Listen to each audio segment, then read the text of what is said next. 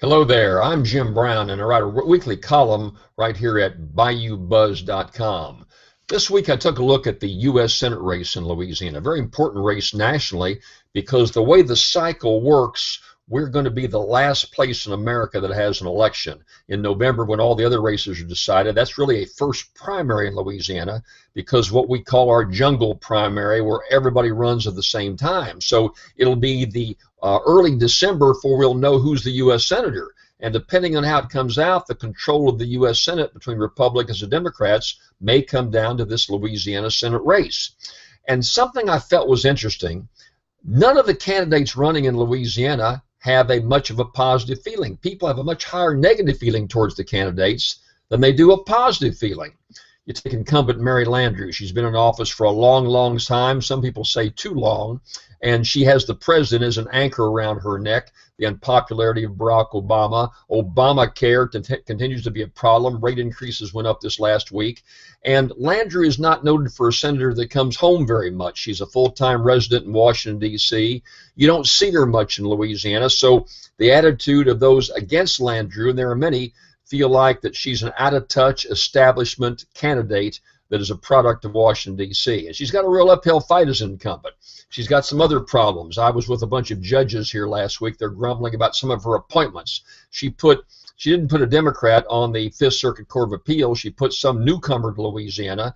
Didn't seem very well qualified to them. And in addition, the guy doesn't go to elections and vote very often. So very poor choice. Some guy named Higginson out of New Orleans. A poor choice for the job of being on the Fifth Circuit Court of Appeals. Again, negatives for Landrieu. When you take Bill Cassidy, though, the incumbent, rather the congressman, you'd think he'd really be building momentum. He's not doing very well. His negatives are way ahead of his positives. In Cassidy's instance, my feeling of it is that he's been handling the politics of no. He's been negatively attacking Landrieu, but you don't know much about Cassidy, what he's for. He's trying to make the race the right versus left, rather than doing what Newt Gingrich did 20 years ago when the Republicans took control of Congress. He made the race about the past versus the future. And Landrieu's negatives are such that it would be a very easy comparison to make. Cassidy's so far not done so. The third candidate's the Tea Party candidate named Colonel Rob Maness. Really a nice guy, but in the Louisiana jungle primary where everybody runs at the same time, there's just not much room for a Tea Party candidate to actually get into the runoff. So the question is there any other choice out there? And I wrote about this week, and my answer is yes. I was a state senator in Louisiana way before many of you were born, back in 1970 to about 79.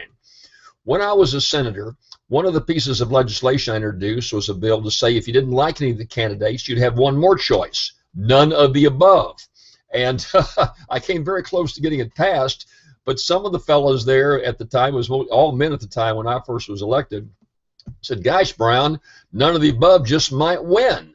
And I think they're right. I think it'd be a great way to express your veto or your negative towards all the candidates like we have in Louisiana right now. By the way, the Wall Street Journal has come out and strongly editorialized none of the above as election choice. So that's the focus of my column. Hope you'll read it. Hope you'll be a regular viewer right here on BayouBuzz.com. And I also hope you'll check out my website where I write columns every week. I talk about my national radio show. You can see all about it at JimBrownUSA.com. That's JimBrownUSA.com. Hey, thanks for watching. Hope I can talk to you again next week.